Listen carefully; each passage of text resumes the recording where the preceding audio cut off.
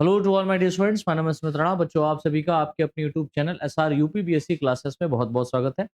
जैसा कि आप सभी लोग जान रहे हैं कि हम लोग फर्स्ट सेमेस्टर की जूलॉजी की एग्जाम बूस्टर की सीरीज लेकर के चल रहे हैं, जिसमें पहले लेक्चर में हमने यहाँ पर फर्स्ट सेमेस्टर जूलॉजी से रिलेटेड जितने भी क्वेश्चंस आपके बन सकते थे उन सभी के बारे में चर्चा कर ली थी।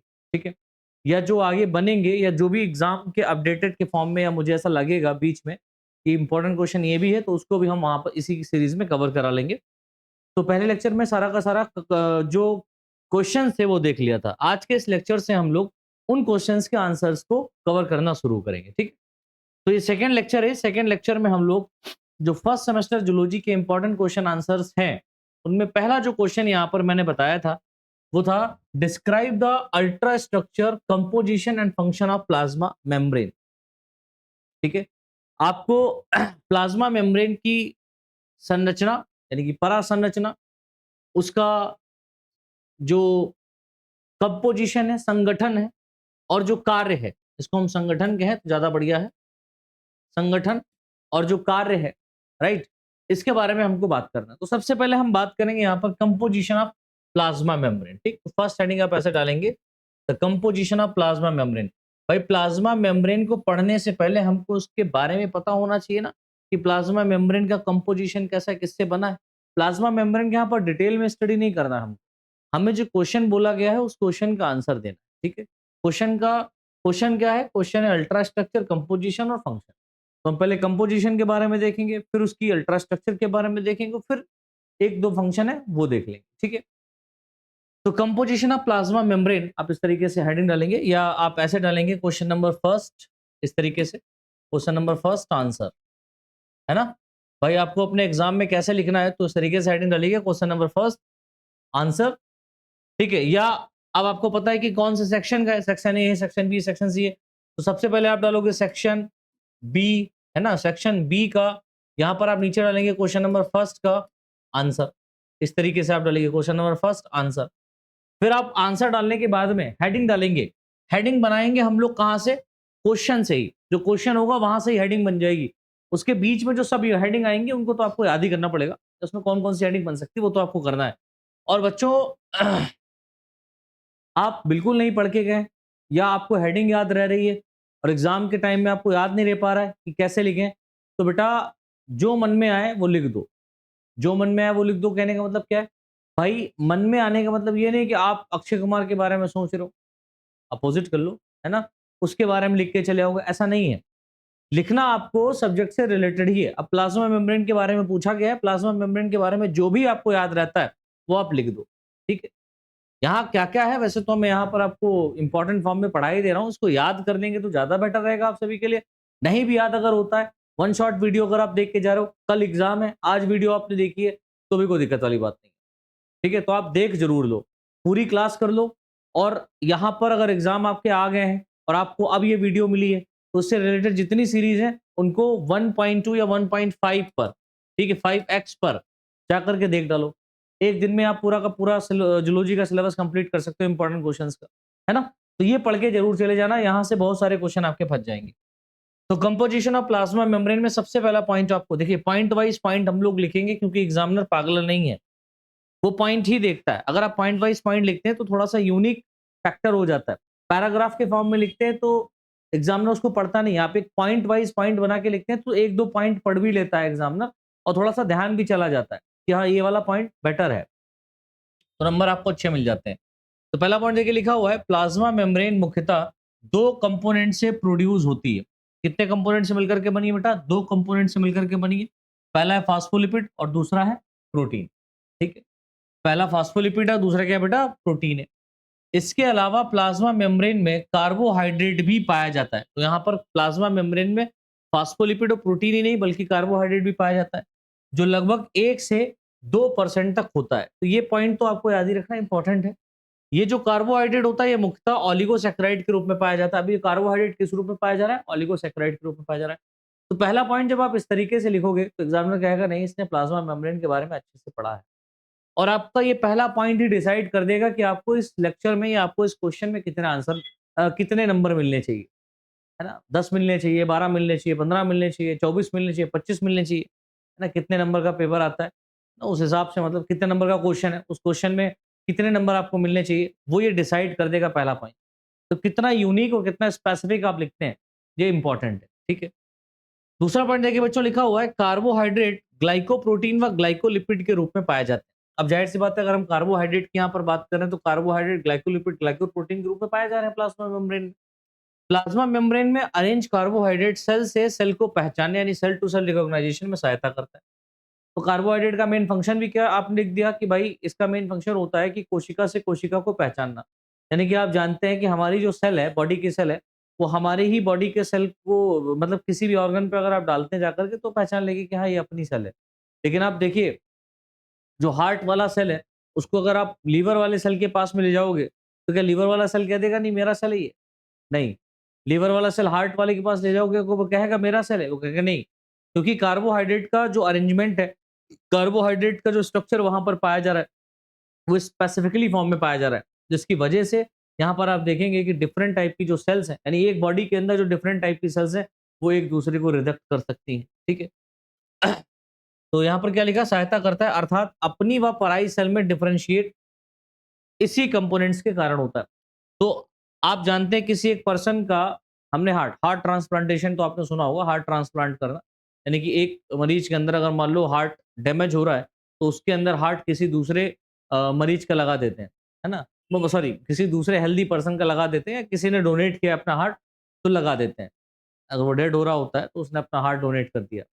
या इंजरीज़ हो जाती हैं बहुत ज़्यादा, मतलब आप देखते हैं कि एक्सीडेंट हो जाते हैं, तो कुछ लोग इतने समझदार होते हैं या दिमाग उनका बढ़िया होता है, तो वो ले जाते हैं हॉस्पिटल में। अगर उनको पता चलता है कि भाई ये बहुत ही सीवियर कंडीशन है, बचने के बहुत चांसेस कम है, तो वो जो गार्जियन होते हैं उनके या जानने वाले होते हैं या उनको समझ होती है, तो क्या करते हैं, ऐसा करिए आप हमारे बेटे के या बच्चे के या जो भी है, उसके ऑर्गन को आप निकाल लीजिए।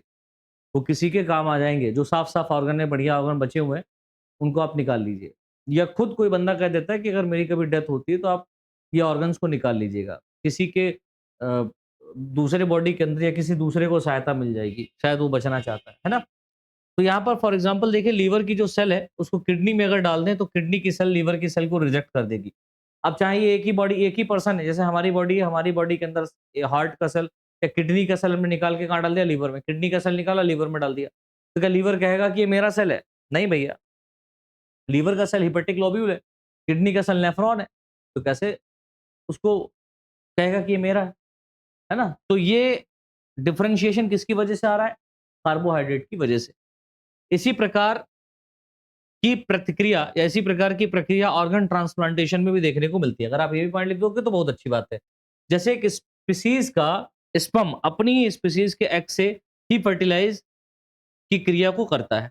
ठीक है? ये भी एक यहाँ पर कार्बोहाइड्रेट का ही स्पेसिफिक फॉर्म है। जैसे एक स्पीशीज़ का स्पर्म, अब ज़ाहिर-सी बात है एक स्पर्म किसी बंदे का, जैसे ह्यूमन बीइंग का स्पीशीज़ है। तो ह्यूमन बीइंग का स्पीशीज़ ह्यूमन बीइंग के ही फीमेल में, ठीक है? ह्यूमन बीइंग के ही एग को क्या करेगा? फर्टिलाइज़ कर पाएगा। ऐसा नहीं होगा कि ह्यूमन बीइंग का जो स्पर्म है, वो डॉग के एग को फर्टिलाइज़ कर दिया, डॉग का स्पर्म ह्यूमन बीइंग के एग को फर्टिलाइज़ कर दे, ऐसा नहीं है। तो सेल टू सेल जो है स्पीशीज़ टू स्पीशीज़ भी होता है। यानी एक स्पीशीज़ का ही जो पार्टिकुलर सेल है, वो उसी स्पीशीज़ के पार्टिकुलर सेल को क्या करेगा? मेंटेन करेगा या उसको पहचानेगा, उसके साथ में मीट करेगा। जैसे एक स्पीशीज़ का स्पर्म अपनी ही स्पीशीज़ के एग से फर्टिलाइज़ की क्रिया को करता है। ठीक है? ये भी क्या है बेटा? सेल टू सेल रिकॉग्नाइजेशन है।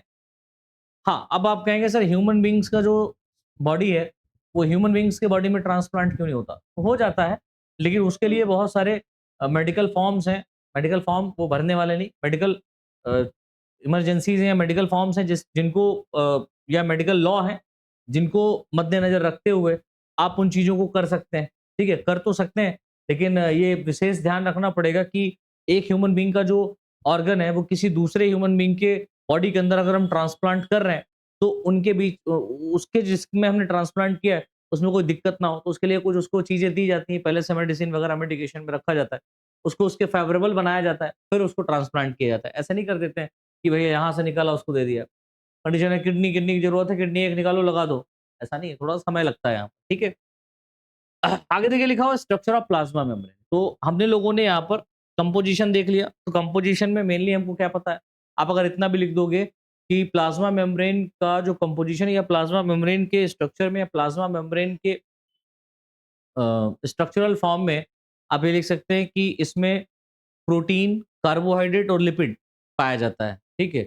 अब कार्बोहाइड्रेट के बारे में कुछ चीज़ें आपने लिख दी। फिर आपने यहाँ पर स्ट्रक्चर ऑफ प्लाज्मा मेम्ब्रेन डाला तो लिखा प्लाज्मा मेम्ब्रेन के स्ट्रक्चर को समझने के लिए डिफरेंट टाइप के मॉडल को प्रपोज़ किया गया है। अब ये बात भी आपको याद रखना है। अब देखिए यहाँ पर आप ये जो डिफरेंट टाइप के मॉडल देख रहे हो ना बेटा, इन डिफरेंट टाइप के मॉडल्स से शॉर्ट क्वेश्चंस भी बनते हैं, ठीक है? शॉर्ट क्वेश्चन भी यहाँ से बनते हैं। शॉर्ट क्वेश्चन जैसे आ गया डैनियली एंड डेप्सन मॉडल या सैंडविच मॉडल पर टिप्पणी कीजिए या फ्लूइड मोज़ेक मॉडल पर टिप्पणी कीजिए। रॉबर्टसन यूनिट मॉडल जो है वो एकदम डैनियल डेप्सन या सैंडविच मॉडल से ही रिलेटेड है, बस थोड़ी-सी यहाँ पर चेंजेस है। उसको आप लोगों ने हमारे प्रीमियम क्लासेस में या प्लाज्मा मेम्ब्रेन की जो वीडियो यहाँ पर ऑलरेडी पड़ी हुई है उसमें देखा होगा। अब प्लाज्मा मेम्ब्रेन की डिटेल्ड वीडियो देखने के लिए आपको क्या करना है, सीधे डालना है प्लाज्मा मेम्ब्रेन बाय सुमित्राना सर। ऐसे डाल दोगे तो हमारे द्वारा प्लाज्मा मेम्ब्रेन जितनी बार पढ़ाया गया होगा यूट्यूब के ऊपर वो सारी क्लासेस आपको मिल जाएँगी। ठीक है? जैसे ही आप डालोगे plasma membrane by Sumit Rana sir या प्लाज्मा मेम्ब्रेन बाय एसआरबीएससी क्लासेस ऐसे डाल दो आ जाएगा। ठीक है? आगे बढ़िए। तो यहाँ पर 3 मॉडल दिए गए हैं जिसमें डैनियल डेप्सन मॉडल है, रॉबर्टसन मॉडल है और सिंगर एंड निकलसन मॉडल जिसको फ्लूइड मोज़ेक मॉडल के नाम से भी जानते हैं। तो यहाँ पर हम लोग स्पेशली किसको देखेंगे? सिंगर एंड निकलसन मॉडल को देखेंगे। डैनियल डेप्सन मॉडल की रिक्वायरमेंट नहीं है। जो डिटेल्ड या एडवांस मॉडल है उसी पे हम चर्चा कर लेते हैं। ठीक है? तो यहाँ पर थर्ड वन को हम लोग फर्स्ट वन में चेंज करेंगे। तीसरे वाले को पहले में डाल दिया। इसको हम लोग क्या कर रहे हैं? सिंगर एंड निकलसन मॉडल या फ्लूइड मोज़ेक मॉडल। ये फ्लूइड मोज़ेक मॉडल काफ़ी इंपॉर्टेंट है। ठीक है? लिखेंगे इसमें और इसमें शॉर्ट नोट भी आ सकता है बेटा। शॉर्ट क्वेश्चन पूछा जा सकता है। इस मॉडल को सिंगर एंड निकलसन ने 1972 में प्रपोज़ किया था। ठीक है? सिंगर और निकलसन ने कब प्रपोज़ किया था बेटा? 1972 में प्रपोज़ किया था तथा इस मॉडल के अकॉर्डिंग प्लाज्मा मेम्ब्रेन के स्ट्रक्चर को समझना आसान है। इस मॉडल के अकॉर्डिंग प्लाज्मा मेम्ब्रेन एक सेमी फ्लूइड या क्वासी फ्लूइड अर्ध तरल होती है। ठीक है? प्लाज्मा मेम्ब्रेन कैसे बेटा? एक सेमी फ्लूइड फॉर्म है या क्वासी फ्लूइड फॉर्म है एवं इस फ्लूइड में प्रोटीन मोज़ेक कॉन्सेप्ट पाए जाते हैं। प्रोटीन जो होते हैं वो मोज़ेक के कॉन्सेप्ट में पाए मोज़ेक में इस तरीके से मोज़ेक फॉर्म में पाया जा रहा है। प्रोटीन मॉलिक्यूल्स मोज़ेक फॉर्म में यहाँ पर प्रेज़ेंट है। इस फ्लूइड में प्रोटीन मूव करते हैं तथा प्रोटीन की मूवेबिलिटी फ्लूइडिटी पर डिपेंड करती है। अब यहाँ पर जो प्रोटीन का जो मूवेबिलिटी है, वो इसकी फ्लूइडिटी पर डिपेंड करता है। कितना ज़्यादा फ्लूइड यहाँ पर है, उतना ज़्यादा मूवमेंट होगा तथा इस फ्लूइडिटी को फॉस्फोलिपिड के द्वारा प्रदान किया जाता है। तो ज़ाहिर-सी बात है ये जो प्रोटीन है, ये फॉस्फोलिपिड में तैर रही है। तो आप ऐसे देखेंगे जैसे गुलाब जामुन जो होते हैं वो चाशनी में डूबे हुए होते हैं। कुछ अंदर होते हैं, कुछ ऊपर तली में मतलब चाशनी में तैर रहे होते हैं। तो ये कॉन्सेप्ट आप ये भी कह सकते हैं जैसे गुलाब जामुन जो है वो कहाँ पर चाशनी में तैर रहे हैं। बिल्कुल वैसा वाला कॉन्सेप्ट आप देख सकते हो। ऐसा प्रतीत होता है कि इस फ्लूइड में प्रोटीन बर्फीले द्वीपों के समान तैरते रहते हैं। देखो ये भी कह सकते हैं। ऐसा प्रतीत होता है कि इस फ्लूइड में यानी कि फॉस्फोलिपिड जो फ्लूइड है उसमें प्रोटीन जो होते हैं बर्फीले द्वीपों के समान तैरते रहते हैं जिन्हें फॉस्फोलिपिड के समुद्र में प्रोटीन रूपी बर्फीले द्वीप यानी protein iceberg in a sea of phospholipid कहा जाता है। जैसे आप देखते हैं ना, जैसे बर्फ को आप पानी में डालो तो आधा भाग पानी के अंदर बर्फ का होगा, आधा बर्फ का भाग कहाँ होगा? पानी के अंदर होगा, आधा ऊपर होगा। तो पानी में जिस तरीके से बर्फ तैर रहे हैं, उसी तरीके से आप यहाँ पर इसको भी देख सकते हैं। या हम ये कहें इस मॉडल को गुलाब जामुन प्रोटीन मॉडल भी कहा जाता है। क्यों? अर्थात इस फ्लूइड मोज़ेक कॉन्सेप्ट के फॉस्फोलिपिड में प्रोटीन का मूवमेंट लैटरल फॉर्म यानी पार्शियली फॉर्म में होता है, पार्श्व रूपी फॉर्म में होता है। ठीक है? प्रोटीन में फ्लिप-फ्लॉप मूवमेंट नहीं होता। प्रोटीन में फ्लिप-फ्लॉप मूवमेंट नहीं होता अर्थात इस तरीके का मूवमेंट नहीं होगा। यहाँ वाला यहाँ नहीं, यहाँ वाला यहाँ नहीं जा सकता, ये नहीं जाएगा, ठीक है?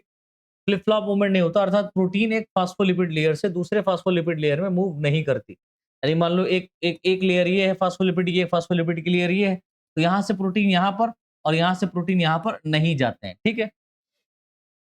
अब हम सबसे पहले बात करेंगे फास्फोलिपिड की। तो फास्फोलिपिड, अब देखो एक लॉन्ग क्वेश्चन है बेटा, तो यहाँ पर लॉन्ग क्वेश्चन में आपको पूरा का पूरा लिखना पड़ेगा, ऐसा नहीं बस हवाबाजी कर रहे हो, नहीं लिखना पड़ेगा। अब फास्फोलिपिड या फास्फोग्लिसराइड के बारे में क्या लिखना है, तो लिखोगे अध्ययन के बाद ये पता चला कि सेल मेम्ब्रेन लिपिड की बनी होती है, जो एक सरफेस से या एक सरफेस के रूप में अरेंज रहती है। तो जब हमने बहुत ज्यादा स्टडी किया तब हमको पता चला कि जो प्लाज्मा मेम्ब्रेन हमारी है, किसकी बनी होती है बेटा, लिपिड की बनी होती है। लिपिड मेम्ब्रेन के अंदर अरेंज होते हैं। लिपिड कहाँ होते हैं बेटा, मेम्ब्रेन के अंदर अरेंज होते हैं, जिनका पोलर हेड रीजन आउटसाइड की ओर होता है, यानी हेड वाला रीजन आउटसाइड की ओर, और नॉन पोलर रीजन यानी कि जिसको हम टेल वाला कहते हैं, ये इनर साइड की ओर होता है। यानी कि पोलर हेड रीजन जो होता है वो आउटसाइड की ओर, बाहर की ओर, और जो नॉन पोलर है वो इनसाइड, यानी कि टेल वाला रीजन अंदर की तरफ। आप देखेंगे इस तरीके से हेड वाला रीजन ऊपर की तरफ होगा और टेल वाला रीजन इस तरीके से अंदर की तरफ होता है। सॉरी, सेकंड पॉइंट देखिए लिखा हुआ है, इससे यह सिद्ध होता है कि सैचुरेटेड हाइड्रोकार्बन्स की बनी हुई polar tail aqueous environment, saturated hydrocarbon की बनी हुई polar tail aqueous environment protection provide करती है। एक्वस एनवायरमेंट प्रोटेक्शन को क्या कर रही है बेटा, प्रोवाइड करती है। आगे देखिए नेक्स्ट पॉइंट लिखा हुआ है, सेल मेम्ब्रेन में पाए जाने वाले लिपिड कंपोनेंट्स फास्फोग्लिसराइड, जिसको हम लोग फास्फोलिपिड भी कहते हैं, के बने होते हैं। तो सेल मेम्ब्रेन में जो भी पाए जाने वाले लिपिड कंपोनेंट्स होते हैं वो किसके बने होते हैं बेटा, फास्फोलिपिड के बने होते हैं। ये पॉइंट याद रखना। फास्फोलिपिड की सेल मेम्ब्रेन का मेन कंपोनेंट्स माना जाता है। तो फास्फोलिपिड को सेल मेम्ब्रेन का मुख्य घटक माना जाता है। क्यों माना जाता है, क्योंकि यह मेम्ब्रेन का स्ट्रक्चरल ढांचा होता है। ठीक है, स्ट्रक्चरल फॉर्म होता है, स्ट्रक्चरल सीथ होता है। फास्फोलिपिड मॉलिक्यूल्स सेल मेम्ब्रेन को फ्लूडिटी को प्रोवाइड करता है। फास्फोलिपिड मॉलिक्यूल जो होते हैं सेल मेम्ब्रेन को क्या प्रोवाइड करता है बेटा, फ्लूडिटी प्रोवाइड करता है, क्योंकि फास्फोलिपिड्स मॉलिक्यूल मुख्यतः अनसैचुरेटेड फैटी एसिड से बने होते हैं। तो फास्फोलिपिड किसके बने होते हैं बेटा, अनसैचुरेटेड फैटी एसिड के बने, जिस कारण ये सेल मेम्ब्रेन को फ्लूडिटी क्या है बेटा, प्रोवाइड करता है। नेक्स्ट पॉइंट देखिए लिखा हुआ है, फास्फोलिपिड की फ्लूडिटी कई सारे कार्यों के लिए इंपॉर्टेंट होती है। अब ये जो फास्फोलिपिड की फ्लूडिटी है ये बहुत सारे फंक्शंस को करती है। जैसे क्या क्या फंक्शन करती है, जैसे ये इंट्रासेलुलर जंक्शन फॉर्मेशन के लिए इंपॉर्टेंट होती है। इंट्रासेलुलर जंक्शन फॉर्मेशन यानी कि दो सेल के बीच में, इस तरीके से आप देखेंगे दो सेल हैं और इन दो सेल के बीच में ये जो स्पेस पाया जा रहा है, this is the intracellular space. और इंट्रासेलुलर स्पेस में आप देखेंगे कि ये वाली सेल का और ये वाली सेल का मेम्ब्रेन जहां पर मिल रहा है, दिस इज कॉल्ड जंक्शन, है ना। तो इंट्रासेलुलर जंक्शन फॉर्मेशन का निर्माण इंपॉर्टेंट होता है। दूसरा, सेल ग्रोथ के लिए इंपॉर्टेंट होता है। सेल का ग्रोथ इसी के कारण होता है। सेक्रीशन में मदद करने के लिए इंपॉर्टेंट होता है, भाई सेल के बाहर से कोई चीज सेक्रीट हो रही है उसमें करता है। सेल डिवीजन के लिए इंपॉर्टेंट होते हैं। एंडोसाइटोसिस आदि प्रक्रियाओं के लिए इंपॉर्टेंट होता है, सेल के अंदर कोई चीज जा रही है ना। यूकैरियोटिक ऑर्गेनिज्म की सेल मेम्ब्रेन को स्टेबिलिटी प्रोवाइड करने के लिए या कोलेस्ट्रॉल भी पाए जाते हैं, प्रोवाइड करने के लिए कोलेस्ट्रॉल भी क्या होते हैं बेटा, पाए जाते हैं, जो सेल मेम्ब्रेन को मुख्यतः स्ट्रक्चरल स्टेबिलिटी प्रोवाइड करते हैं। तो यहाँ पर आप देख रहे हैं कि केवल प्रोटीन, कार्बोहाइड्रेट, लिपिड ही नहीं बल्कि कुछ मात्रा में कोलेस्ट्रॉल भी पाया जा रहा है, जो कि क्या कर रहा है, सेल मेम्ब्रेन को स्टेबिलिटी, स्ट्रक्चरल स्टेबिलिटी दे रहा है। प्रोकैरियोटिक सेल मेम्ब्रेन में कोलेस्ट्रॉल नहीं पाया जाता, ये बात याद रखना। ये केवल और केवल कहाँ मिल रहा है बेटा, यूकैरियोटिक सेल में मिल रहा है। तो ये बात आप याद रखोगे ना, यूकैरियोटिक सेल में मिल रहा है बट प्रोकैरियोटिक सेल में नहीं पाया जाते। लेकिन हप्नॉइड हैप्लॉइड होगा बेटा, लेकिन सॉरी हाप्नॉइड्स, ठीक है, लेकिन हाप्नॉइड्स जिसको हम लोग पेंटासाइक्लिक स्टेरॉल कहते हैं, स्टेबिलिटी देने का कार्य करता है। लेकिन यहाँ पर आप देखेंगे कि जो हॉप्नॉइड है यानी कि पेंटासाइक्लिक स्टेरॉल है, वो क्या करता है, प्रोकैरियोट्स में इसकी मेम्ब्रेन को स्टेबिलिटी प्रोवाइड करता है। तो ये बात हो गई हमारी किसकी बेटा, ये बात तुम्हारी हो गई लिपिड की। अब हम बात करते हैं प्रोटीन की। तो सेकंड हमारा पोर्शन क्या है बेटा, प्रोटीन। देखिए लिखा हुआ है, सेल मेम्ब्रेन में पाई जाने वाली प्रोटीन को अलग करने की सुविधा के आधार पर इन्हें दो भागों में विभाजित किया गया है, या डिवाइड किया जाता है, बांटा जाता है। अब जाहिर सी बात है, सेल मेम्ब्रेन जो है बच्चा, वो सेल मेम्ब्रेन के अंदर आप देखेंगे जो प्रोटीन है उसको आप अलग कर सकते हैं और अलग नहीं कर सकते हैं, दोनों स्टेजेस पर। अलग किया भी जा सकता है और नहीं भी। मतलब कुछ ऐसी प्रोटीन है जिसको हम अलग कर सकते हैं सेल मेम्ब्रेन से, कुछ ऐसी प्रोटीन जिसको अलग नहीं कर सकते हैं। सॉरी, तो उसके आधार पर जो प्रोटीन है बेटा वो 2 टाइप की होती है। एक जो प्रोटीन होती है उसको हम लोग पेरिफेरल या एक्सट्रिंसिक प्रोटीन कहते हैं, जो बाहर की तरफ पाई जाती है। दूसरा बेटा इंटीग्रल या इंट्रिंसिक प्रोटीन होती है। इंटीग्रल या इंट्रिंसिक प्रोटीन जो अंदर की तरफ होती है। हम सबसे पहले बात करते हैं पेरिफेरल या एक्सट्रिंसिक प्रोटीन की। देखिए लिखा हुआ इस प्रकार की प्रोटीन लिपिड लेयर की दोनों सतह पर पाई जाती है और इन्हें सिंपल फॉर्म में अलग किया जा सकता है। और इन्हें किससे बेटा? बहुत ही सिंपलेस्ट फॉर्म में अलग किया जा सकता है। दूसरा पॉइंट, स्पेक्ट्रिन एक हेलिकल एक्सट्रिंसिक प्रोटीन होती है। स्पेक्ट्रिन की अगर आप बात करें तो एक प्रकार की हेलिकल एक्सट्रिंसिक प्रोटीन होती है जो मेम्ब्रेन की साइटोसोलिक सरफेस पर प्रेजेंट रहती है। जो मेम्ब्रेन की कहां पर पाई जा रही है बेटा? साइटोसोलिक सरफेस पर प्रेजेंट रहती है। यह प्रोटीन इंट्रिंसिक प्रोटीन से अटैच रहती है। और ये जो प्रोटीन है ना, ये इंट्रिंसिक प्रोटीन से क्या रहती है? अटैच रहती है। आगे देखिए लिखा हुआ है स्पेक्ट्रीन स्पेक्ट्रीन प्रोटीन को साइटोस्केलेटन का भाग माना जाता है। स्पेक्ट्रीन प्रोटीन जो है ये साइटोस्केलेटन का भाग माना जा रहा है। क्यों? क्योंकि ऐसा प्रतीत होता है कि यहाँ पर जो सेल के अंदर जो एक ढांचा बनना है उसमें स्पेक्ट्रीन प्रोटीन का बहुत बड़ा रोल होता है। प्लाज्मा मेम्ब्रेन में लगभग 30 प्रकार के एंजाइम पाए जाते हैं। प्लाज्मा मेम्ब्रेन के अंदर या प्लाज्मा मेम्ब्रेन से बनने वाले लगभग 30 प्रकार के एंजाइम होते हैं, जिनमें एटीपीएज मोस्ट इंपॉर्टेंट होता है। एटीपीएज क्या होता है बेटा? मोस्ट इंपॉर्टेंट होता है क्योंकि एटीपी का फॉर्मेशन कराने में सहायता करता है। तथा यह एंजाइम मेम्ब्रेन में यह एंजाइम मेम्ब्रेन में एक्टिव ट्रांसपोर्ट में सहायता करती है। ठीक है, तथा यह एंजाइम मेम्ब्रेन में एक्टिव ट्रांसपोर्ट में सहायता करते हैं।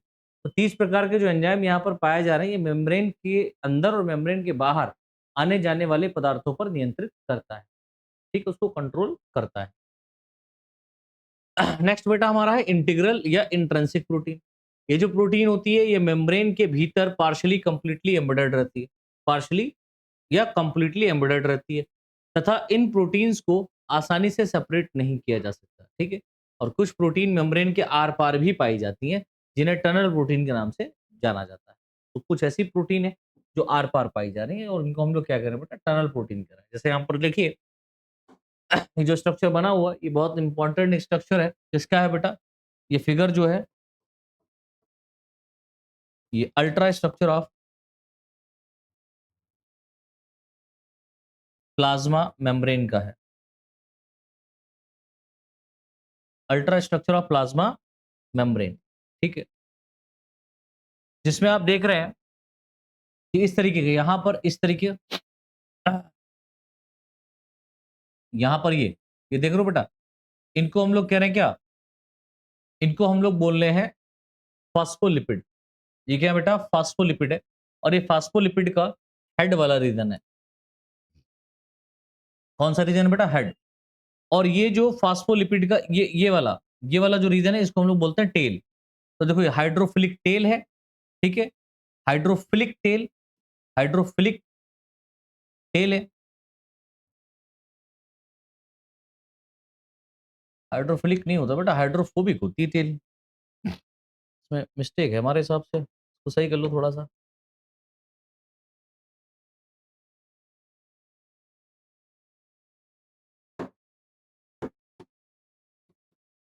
ये है हाइड्रोफोबिक।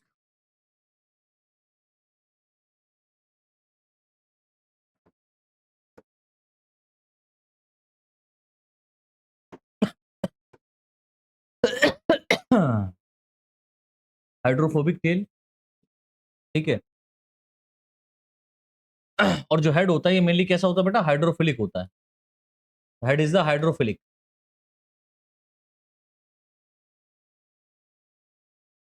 हाइड्रोफिलिक हेड मतलब ये जल स्नेही भाग है, ये जल विरोधी भाग है। फिलिक, फिलिक मतलब डर लगना, फोबिक, फोबिया। फोबिया मीन्स होता है डर, हाइड्रो मीन्स वाटर। पानी से डरने वाला जो भाग होता है वो अंदर की तरफ होता है, पानी से जो डरता नहीं वो बाहर की तरफ होता है। तो यहां पर बेटा आप देख रहे हैं ये वाला जो स्ट्रक्चर है हेड वाला रीजन फास्फोलिपिड का, ये किधर होता है बेटा? बाहर की तरफ होता है, ठीक है? ये देखो, ये अंदर की तरफ है, ये साइटोप्लाज्म का बाहर वाला भाग है, ये साइटोप्लाज्म के अंदर वाला भाग है, ठीक है? तो ये फॉस्फोलिपिड की एक्चुअल में बाइलेयर यहाँ पर प्रेज़ेंट है। ये फॉस्फोलिपिड की बाइलेयर में आप देख रहे हो, यहाँ पर कहीं-कहीं पर इस तरीके से येलो कलर का देखो स्ट्रक्चर था, मैंने रेड कर दिया है। ये क्या पाया जा रहा है बेटा? कोलेस्ट्रॉल पाया जा रहा है, ठीक है? कोलेस्ट्रॉल भी यहाँ पर होता है और यहाँ पर आप देखेंगे स्पेशली प्रोटीन पाया जाता है। तो फॉस्फोलिपिड में आप ये जो ब्लू कलर का स्ट्रक्चर देख रहे हो, ये वाला, ठीक है? दिस ये जो स्ट्रक्चर है ना बच्चा, दिस इज़ द प्रोटीन।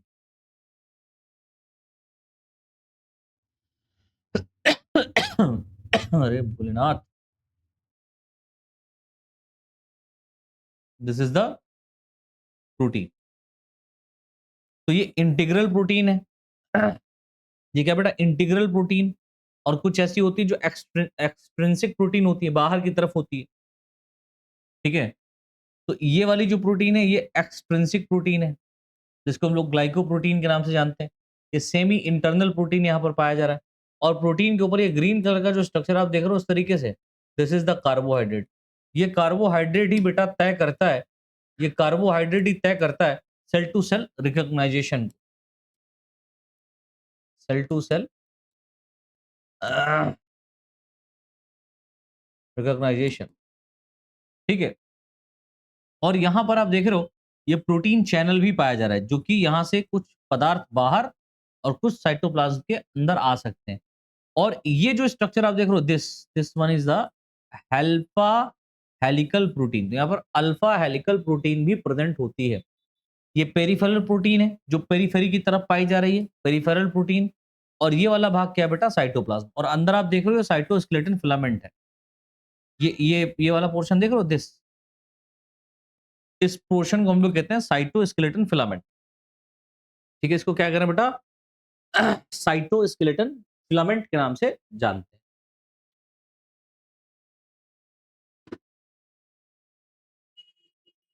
तो यहाँ तक क्लियर हो सभी को? ये फिगर हमें समझ में आ गया, प्रोटीन का है, सिंपल है, आप बना सकते हो अपने आप भी।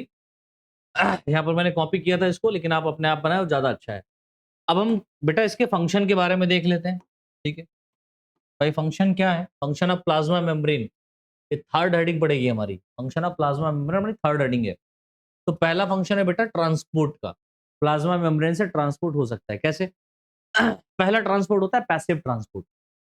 इस प्रकार का जो ट्रांसपोर्ट होता है, ये कंसंट्रेशन ग्रेडियंट के साथ-साथ होता है। अर्थात इस प्रकार का ट्रांसपोर्ट हाई कंसंट्रेशन से लो कंसंट्रेशन की ओर होता है। ये मैं क्वेश्चंस का आंसर आपको बता रहा हूँ बेटा।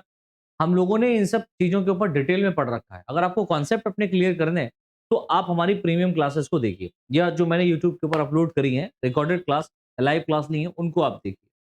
प्लाज्मा मेम्ब्रेन की बहुत सारी वीडियोज़ पड़ी होंगी, उसको देखिए एकदम क्लियर हो जाएगा। यहाँ पर प्लाज्मा मेम्ब्रेन के अंदर कितना मटेरियल लिखना है, उस पे हम चर्चा कर रहे हैं, ठीक है? तथा इस प्रकार के ट्रांसपोर्ट में एनर्जी की रिक्वायरमेंट नहीं होती। तो यहाँ पर पैसिव ट्रांसपोर्ट में एनर्जी की रिक्वायरमेंट नहीं हो रही है।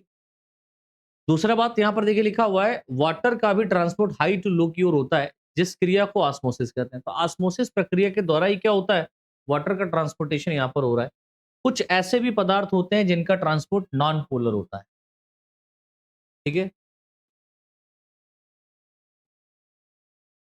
जिनका ट्रांसपोर्ट ऐसे लिखिएगा, जिनका transport non polar phospholipid layer से नहीं हो पाता। यानी कि ये वाला जो भाग है बेटा, यहाँ पर आएगा। नॉन पोलर फॉस्फोलिपिड भाग से नहीं हो पाता, लेकिन ये सेल के लिए इंपॉर्टेंट होते हैं। तो इनके ट्रांसपोर्ट के लिए कैरियर प्रोटीन की आवश्यकता पड़ती है, ठीक है? तो यहाँ पर कुछ ऐसे भी ट्रांसपोर्ट कराए जा रहे हैं जिसके लिए कैरियर प्रोटीन की क्या पड़ रही है? रिक्रूटमेंट पड़ रही है। तो पैसिव ट्रांसपोर्ट देख लिया। अब हम देखते हैं एक्टिव ट्रांसपोर्ट, मतलब ऐसा ट्रांसपोर्ट जो जबरन जबरन कराया जाए। यानी इस प्रकार का ट्रांसपोर्ट मेम्ब्रेन के आर-पार लो कंसंट्रेशन से हाई कंसंट्रेशन की ओर होता है। यानी कि बाहर अंदर की तरफ हाई कंसंट्रेशन है, बाहर की तरफ लो कंसंट्रेशन है, फिर भी हाई से लो से हाई की तरफ भेजा जा रहा है, ठीक है? तो लो कंसंट्रेशन से हाई कंसंट्रेशन की तरफ चल रहा है। इस प्रकार के ट्रांसपोर्ट में एनर्जी की रिक्वायरमेंट होती है। ज़ाहिर-सी बात है, यहाँ पर ज़बरदस्ती आप किसी लोगों को अंदर भर रहे हैं, तो जब एनर्जी तो चाहिए चाहिए, जिस कारण इसे एक्टिव ट्रांसपोर्ट कहते हैं। ये ट्रांसपोर्ट एक पंप के रूप में कार्य करता है। ये ट्रांसपोर्ट किस रूप में काम कर रहा है बेटा? पंप के रूप में काम कर रहा है। और ये पंप सोडियम पोटेशियम पंप के रूप में देखने को मिलता है। मतलब अगर आप क्लोजिंग एंड ओपनिंग, आप किसकी बात करें बेटा? Closing and opening of stomata, stomata. अगर आप क्लोजिंग और ओपनिंग ऑफ स्टोमेटा की बात करेंगे तो वहां पर सोडियम पोटेशियम पंप चलता है, जिसकी वजह से स्टोमेटा जो होते हैं क्लोज होते हैं और ओपन होते हैं। ठीक है, नेक्स्ट है हमारा एंडोसाइटोसिस। तो एक्टिव ट्रांसपोर्ट, पैसिव ट्रांसपोर्ट। अब हम देखते हैं एंडोसाइटोसिस क्या होता है। तो सेल के अंदर डिफरेंट टाइप के रिक्वायर्ड सब्सटेंस का आना एंडोसाइटोसिस कहलाता है। सेल के अंदर डिफरेंट टाइप के रिक्वायर्ड सब्सटेंस का आना क्या कहलाता है? एंडोसाइटोसिस कहलाता है। यह मुख्यतः दो प्रकार का होता है। अब एंडोसाइटोसिस कितने टाइप का होता है बेटा? दो टाइप का। एक तो होता है पिनोसाइटोसिस। इसको अच्छे से समझ लो, डिटेल में मैं लेकर के चल रहा हूं। यहां पर जितना आप लिख पाओ हेडिंग बना करके उतना लिख दो, जिसको हम लोग सेल ड्रिंकिंग कहते हैं। तो लिक्विड सब्सटेंस का प्लाज्मा मेम्ब्रेन के द्वारा वेसिकल व बैग के समान पीनोसोम्स के रूप में इनटेक करना पीनोसाइटोसिस कहलाता है। यानी कि सेल ड्रिंक कर रहा है, लिक्विड फॉर्म सेल के अंदर जा रहा है, तो पीनोसाइटोसिस। अब अगर मान लो कोई हार्ड सब्सटेंस जा रहा है तो क्या कहलाएगा? फैगोसाइटोसिस। तो देखिए लिखा सॉलिड या कॉम्प्लेक्स सब्सटेंस का मेम्ब्रेन के द्वारा फैगोसोम्स के रूप में इनटेक करना फैगोसाइटोसिस कहलाता है। अब ये तो पिनोसाइटोसिस और फैगोसाइटोसिस हो गया। दैट मींस हमने बात कर ली किसकी? एंडोसाइटोसिस की। अब एंडोसाइटोसिस हो रहा है तो भाई एक्सोसाइटोसिस भी तो होगा। हाँ जी होगा। इसको हम लोग सेल वॉमिटिंग कहते हैं, यानी कि सेल के बाहर कोई चीज निकल रही है, बिल्कुल निकल रही है। तो सेल के द्वारा वेस्ट मटेरियल का प्लाज्मा मेम्ब्रेन से बाहर की ओर निकालना एक्सोसाइटोसिस कहलाता है। दूसरा देखो फंक्शन क्या है यहाँ पर। ये पहले फंक्शन का ही यहाँ पर मतलब ट्रांसपोर्ट का ही पूरा हो रहा था, सेल के अंदर, सेल के बाहर, सेल के क्या क्या किस तरीके से वो देख लिया। सेकेंड है हमारा प्लाज्मा मेम्ब्रेन एक प्रकार की सेलेक्टिवली परमिएबल मेम्ब्रेन होती है, अर्थात यह मेम्ब्रेन स्पेसिफिक या सेलेक्टेड सब्सटेंस को ही ट्रांसपोर्ट करती है। ठीक है। तीसरा फंक्शन है सेल मेम्ब्रेन सेल को एक डेफिनेट शेप प्रोवाइड करती है। सेल मेम्ब्रेन सेल को एक डेफिनेट शेप प्रोवाइड कर रही है, एक्सेप्शन अमीबा। तो अमीबा की सेल और ल्यूकोसाइट की सेल अगर आप बात करें, डब्ल्यूबीसी की बात करें, व्हाइट ब्लड कार्पसल्स या ल्यूकोसाइट्स की बात करें, तो इनका कोई भी शेप नहीं होता। ठीक है, तो ये बात आप याद रखियो। चलो ये हमारा पहला क्वेश्चन हो गया फिनिश। सेकेंड क्वेश्चन हमारा क्या है? Discuss in briefly about the structure and function of ribosome. यानी राइबोसोम के स्ट्रक्चर और फंक्शन को आपको डिटेल में पढ़ना। ठीक है, इसके स्ट्रक्चर के बारे में देखना और फंक्शन के बारे में देखना।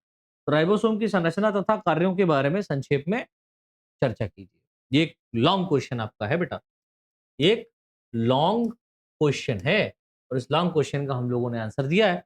तो सबसे पहले आप हेडिंग डालेंगे स्ट्रक्चर ऑफ राइबोसोम, या कुछ हो सके तो राइबोसोम के बारे में लिख दो थोड़ा सा, नहीं तो स्ट्रक्चर ऑफ राइबोसोम डालो।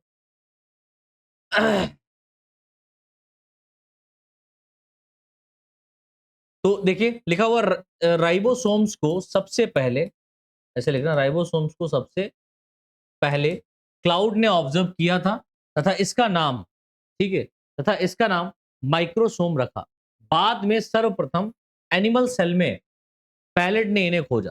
ठीक है, बाद में पैलेट ने कहा खोजा बेटा? एनिमल में खोजा, इन्हें खोजा और इनका नाम राइबोसोम रखा।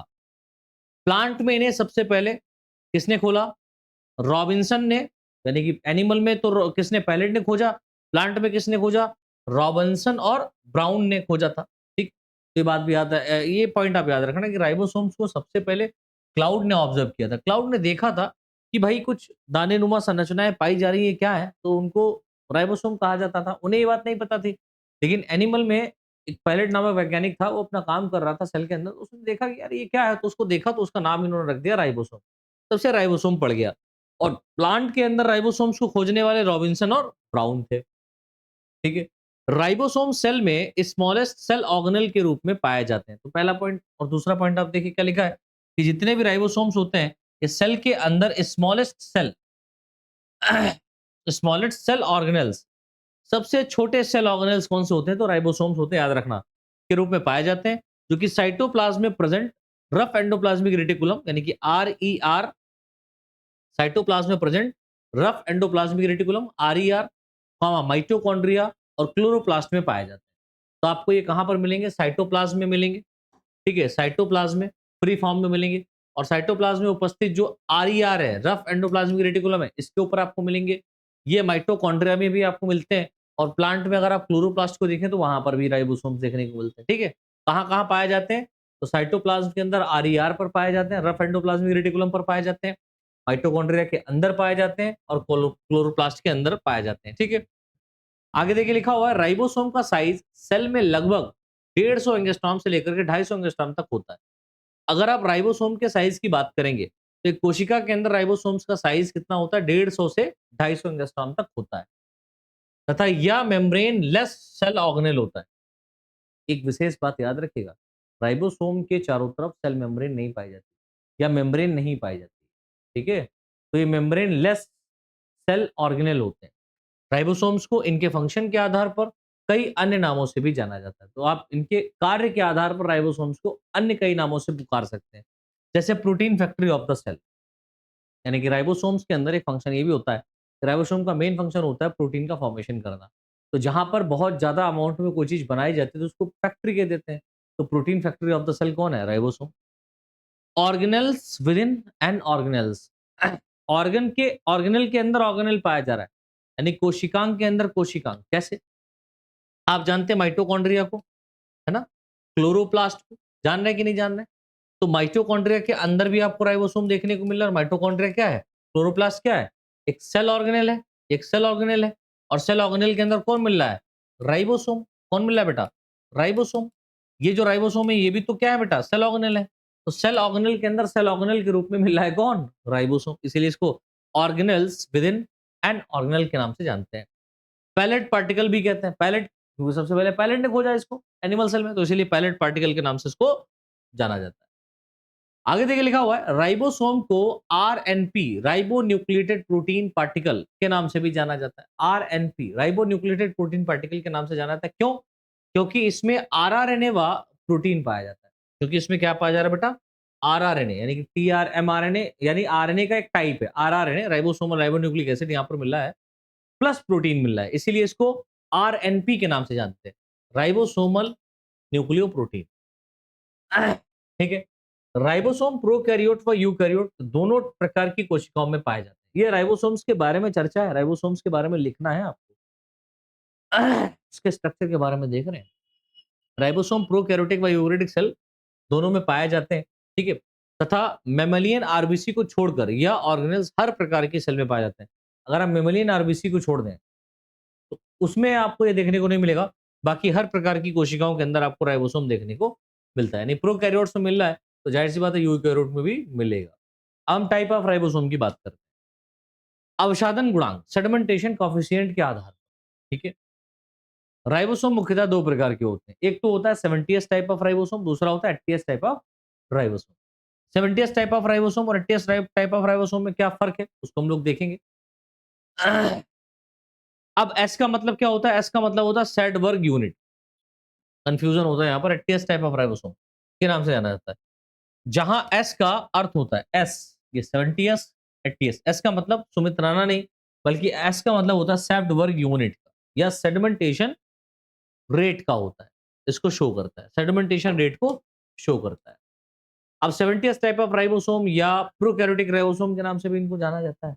अब आप कहेंगे सर यूकैरियोटिक सेल के अंदर तो राइबोसोम पाया जा रहा है, लेकिन वो 80s का भी मिल रहा है और 70s का भी मिलता है। 70s type of ribosome eukaryotic cell में है कहाँ? माइटोकॉन्ड्रिया क्लोरोप्लास्ट में। प्लांट के केस में क्लोरोप्लास्ट में आपको मिलेगा, एनिमल के केस में आपको माइटोकॉन्ड्रिया में मिलेगा। ठीक है, तो इस प्रकार का जो राइबोसोम होता है वो मुख्यतः प्रोकैरियोटिक सेल के प्रोटोप्लाज्म में पाया जाते हैं तथा यह इसके अलावा प्लाज्मा मेम्ब्रेन से भी अटैच रहते हैं। ठीक है, इसके अलावा प्लाज्मा मेम्ब्रेन से भी पाए जाते हैं। इसका साइज लगभग 15 से 20 नैनोमीटर का होता है तथा इनका जो मॉलिक्यूलर वेट होता है वो 2.7 इंटू 10 की पावर 6 डाल्टन होता है। ये कुछ खास बातें तो आपको याद रखना है। इनका जो मॉलिक्यूलर वेट होता है 2.7 इंटू 10 की पावर 6 डाल्टन होता है। 70s राइबोसोम यूकैरियोटिक सेल्स के माइटोकॉन्ड्रिया व क्लोरोप्लास्ट सेल ऑर्गेनेल्स में भी पाए जाते हैं। तो ये बात भी याद रखना है कि कहाँ मिल रहा है राइबोसोम? यूकैरियोटिक कोशिका के माइटोकॉन्ड्रिया और क्लोरोप्लास्ट में। देखिए लिखा हुआ 55s यानी कि 35s और 25s राइबोसोम मैमल्स की माइटोकॉन्ड्रिया में प्रेजेंट होते हैं। तो ये बात याद रखिएगा, एक नोट पॉइंट यहाँ पर आप इसको नोट पॉइंट बना करके लिख लें, ज्यादा बेहतर है। कि जो अगर हम लोग किसकी बात करें, मैमल्स की बात करें, तो मैमल्स के माइटोकॉन्ड्रिया में राइबोसोम कितने एस टाइप का होता है? 55s का होता है, जिसमें 35s सब यूनिट लार्ज होती है और 25s सब यूनिट स्मॉल होती है। ठीक है, प्रेजेंट होते हैं।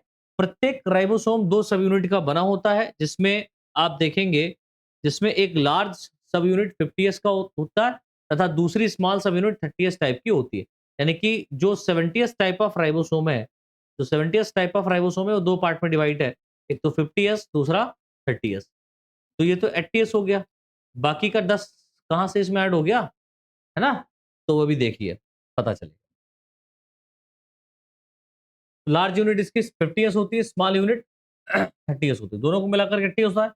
लेकिन आप देखते हैं कि जब राइबोसोम के स्ट्रक्चर को आपने देखा, तो राइबोसोम का स्ट्रक्चर कुछ ऐसा होता है, ठीक है? एक लार्ज यूनिट के अंदर स्मॉल सब यूनिट का कुछ पोर्शन दसा होता है, जिसके कारण ये वाला पोर्शन इसमें ऐड रहता है और सेगमेंटेशन कोएफिशिएंट को कैरी नहीं होता, जिसकी वजह से 70s टाइप का राइबोसोम माना जाता है, ठीक है? 50s राइबोसोम में आप 2 फॉर्म देखेंगे, यानी 50s राइबोसोम जो लार्ज सब यूनिट बनी है, वो किसकी बनी है? 5s आरआरएनए और 23s आरआरएनए की। वहीं पर smaller unit of 30s type of smaller unit जो आपको यहाँ पर देखने को मिल रहा है, उसमें 16s आरआरएनए का बना हुआ है। यानी कि ये किसका बना है? 16s आरआरएनए का बना है। 16s rRNA ribosomal ribonucleic acid का बना है। अर्थात अर्थात आप क्या कहेंगे कि राइबोसोम में, अर्थात 70s राइबोसोम में टोटल 3 टाइप के आरआरएनए पाए जाते हैं। देखो, 5s आरआरएनए, 23s आरआरएनए और 16s आरआरएनए। तो ये क्वेश्चन आपका पूछा था कितने टाइप के आरआरएनए मिलते हैं। 80s राइबोसोम या यूकैरियोटिक सेल की बात करें, है ना? 80s राइबोसोम या यूकैरियोटिक सेल की बात करें, तो इस प्रकार का जो राइबोसोम होता है वो मुख्यतः यूकैरियोटिक सेल के प्रोटोप्लाज्म में पाए जाते हैं तथा यह प्रोटोप्लाज्म में रफ एंडोप्लाज्मिक रेटिकुलम आरईआर के साथ भी अटैच रहते हैं। इनका साइज लगभग 25 से 30 नैनोमीटर का होता है। इनका मॉलिक्यूलर वेट 4.5 गुणा 10 की पावर 6 डाल्टन तक होता है, ठीक है? 80s राइबोसोम भी 2 सब यूनिट से मिलकर के बना होता है, जिसमें लार्ज सब यूनिट 60s टाइप की होती है और स्मॉल सब यूनिट 40s टाइप की होती है। 60-40-100 होता है, लेकिन 80s माना जाता है। क्यों? क्योंकि 20% इसका लार्जर सब यूनिट में स्मॉलर सब यूनिट का पोर्शन होता है। लार्ज सब यूनिट में 60s में आप देखेंगे, ये करीबन 3 प्रकार के आरआरएनए से मिलकर के बना है, जिसमें 5s आरआरएनए है, 5.8s आरआरएनए है और 28s आरआरएनए है। वहीं पर स्मॉलर 40s राइबोसोम्स की बात करें, तो 40s टाइप ऑफ राइबोसोम या स्मॉलर सब यूनिट, इसकी बात करेंगे 40 की, तो 40s टाइप जो यहाँ पर राइबोसोम है, स्मॉलर सब यूनिट है, वो 18s आरआरएनए के मिलकर के बना होता है। 18s आरआरएनए, अर्थात 80s राइबोसोम में आप देखेंगे क्या, टोटल 4 प्रकार के आरआरएनए पाए जाते हैं।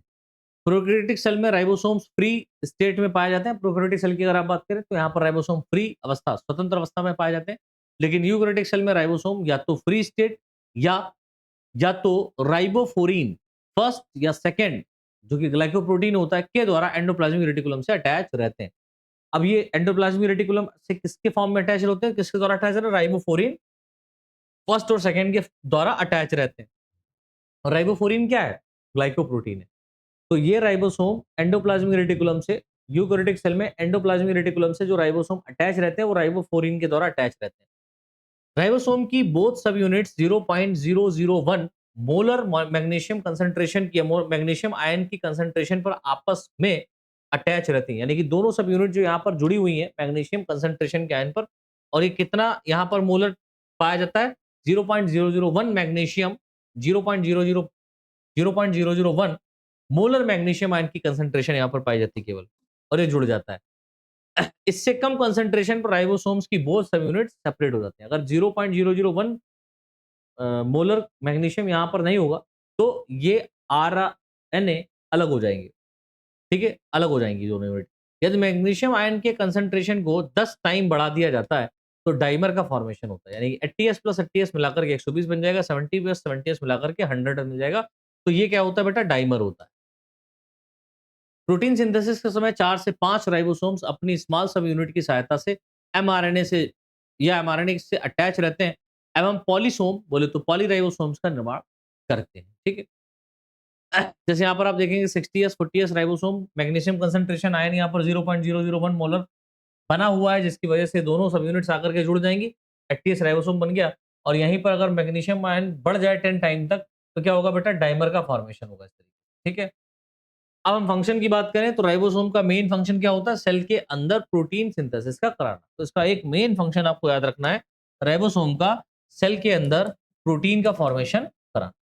खत्म। ठीक है, तो इस तरीके से बेटा आज के इस लेक्चर में हमने 2 लॉन्ग क्वेश्चन को क्या कर लिया है? कवर कर लिया। तो 2 लॉन्ग क्वेश्चन हमारे यहाँ पर कंप्लीट हो गए। ठीक है?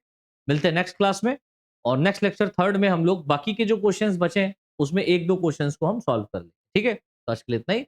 बहुत-बहुत धन्यवाद।